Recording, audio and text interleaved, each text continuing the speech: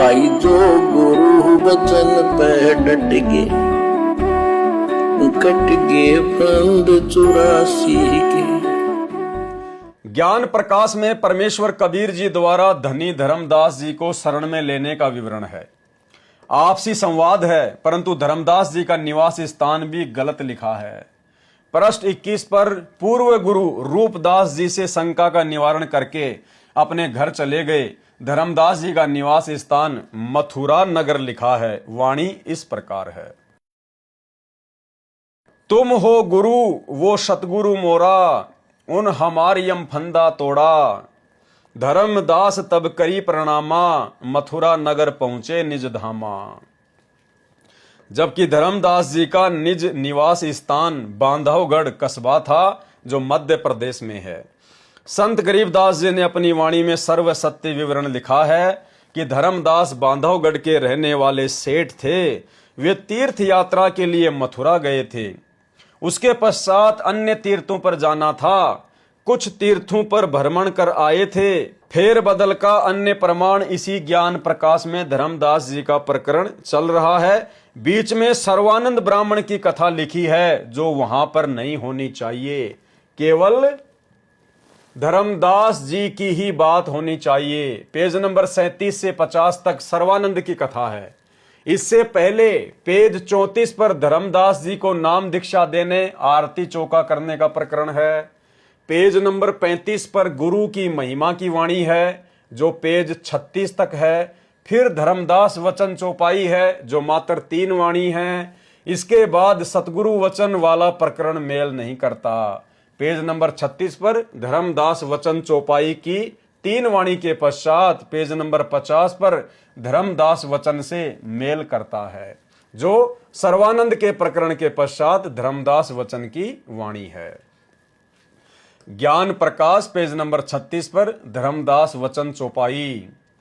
हो साहब तब पद सिरनाऊं, तब पद परस परम पद पाऊं। के ही विधि आपन भाग सराही, तब बरत गह भाव पुनः बनाई। कौंधों में शुभ कर्म कमाया, जो सतगुरु पद दर्शन पाया। ज्ञान प्रकाश पेज नंबर 50 धर्मदास वचन। धन्य धन्य साहिब अविगत नाथा, प्रभु मोहे निस दिन राखो साथा। सुत परिजन मोए कछु न सुहाई, धन्य दारा अरु लोक बढ़ाई। इसके पश्चात सही प्रकरण है। बीच में अन्य प्रकरण लिखा है, वह मिलावटी तथा गलत है। नाम दीक्षा देने के पश्चात परमेश्वर कबीर जी ने धर्मदास जी को प्रसन्न करने के लिए कहा कि जब आपको विश्वास हो जाएगा कि मैं जो ज्ञान तथा भक्ति मंत्र बता रहा हूं वे सत्य हैं, फिर तेरे को गुरु पद दूंगा। आप दीक्षा लेने वाले से 1.25 लाख द्रव्य यानी 1.25 लाख रुपए या फिर सोना लेकर दीक्षा देना। परमात्मा ने धर्मदास जी की परीक्षा ली थी कि वैश्य अर्थात बनिया जाति से है। यदि लालची होगा तो इस लालचवश मेरा ज्ञान सुनता रहेगा, ज्ञान के पश्चात लालच रहेगा ही नहीं।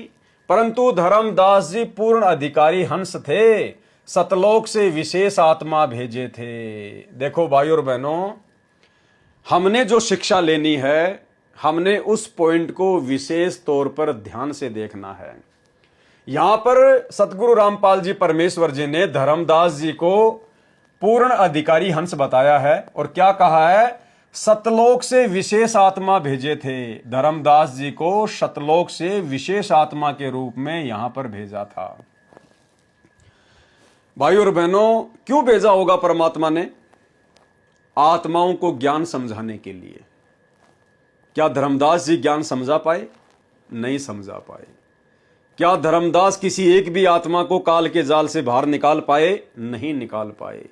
धर्मदास जी तो खुद काल के जाल में फंस के रह गए। तो भाई और बहनों, पिछली बार हमने जिन पुस्तकों के ऊपर वीडियो बनाए थे, विशेषकर इस कबीर सागर के सरलार से पहले हम जो वीडियो बना रहे थे धरती पर अवतार पुस्तक के ऊपर, जिसमें अवतार की परिभाषा वगैरह लिखी थी, अवतार को समझाया गया था और उसमें हमने अच्छे से समझा कि कबीर परमात्मा किसी को भी अवतार रूप में धरती पर नहीं भेजते। क्योंकि कबीर परमेश्वर का काम अन्य कोई आत्मा नहीं कर सकती, कोई अवतार आत्मा नहीं कर सकती।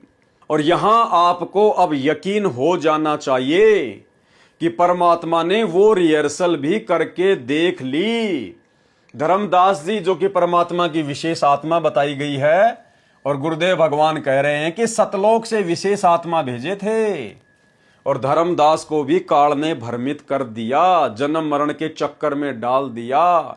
इसलिए 21 ब्रह्मांड से हम जीवात्माओं को सतलोक ले जाने के लिए परमात्मा किसी को अवतार रूप में नहीं भेजता है, और ना परमेश्वर कबीर जी के द्वारा सतलोक से भेजी गई कोई आत्मा अन्य आत्माओं को काल के जाल से निकाल सकती है। धर्मदास खुद काल के जाल में फंस के रह गया। इसलिए कहते हैं समर्थ का काम उसी को साजे, और करे तो मूर्ख बाजे। इसलिए कबीर परमात्मा को खुद ही आना पड़ता है, खुद ही अवतार रूप में आना पड़ता है, इस काल के जाल से अपनी आत्माओं को निकालने के लिए। फिर उन्होंने इस राशि को कम करवाया और निःशुल्क दीक्षा देने का वचन करवाया, यानी माफ करवाया। अब ज्ञान प्रकाश के पेज नंबर 9 से आवश्यक वाणी लेते हैं, क्योंकि जो अमृतवाणी परमेश्वर कबीर जी के मुख कमल से बोली गई है, ध्यान देना भाई और बहनों, आप और हमने भी, भले हम साथ संगत वाले भाई बहनों की इस कबीर सागर के सरलार्थ में कोई विशेष बातें ना हो, लेकिन क्या कह रहे हैं गुरुदेव भगवान, क्योंकि जो अमृतवाणी परमेश्वर कबीर जी के मुख कमल से बोली गई है, उसके पढ़ने सुनने से भी अनेकों पाप नाश होते हैं। ज्ञान प्रकाश पेज नंबर 9 से वाणी, यानी सतगुरु रामपाल जी परमेश्वर जी ने 650 साल पहले जिन कबीर सागर की वाणियों को अपने मुख कमल से बोला, और वर्तमान में परमेश्वर ने मुख कमल से भी बोला, क्योंकि लिखते समय मानसिक रूप से वाणियां उच्चारित होती हैं, और लिखने वाले भी खुद कबीर परमात्मा सतगुरु रामपाल जी। तो वर्तमान में ये कबीर वाणियां जिन पर हम वीडियो बना रहे हैं, जिनको हम पढ़ेंगे, ये सतगुरु रामपाल जी परमेश्वर अर्थात कबीर परमात्मा के मुख कमल से भी उच्चारित है और उनके कर कमल से लिखित है। हमें तो डबल डबल लाभ मिलेगा, डबल डबल फायदा। क्योंकि जो अमृतवाणी परमेश्वर कबीर जी के मुख कमल से बोली गई हैं, उसके पढ़ने सुनने से भी अनेकों पाप नाश होते हैं। ज्ञान प्रकाश पेज नंबर 9 से। भाई जो गुरु बचन पे डट गए, कट गए फंद 84 के, कट गए फंद 84 के, कट गए फंद 84 के।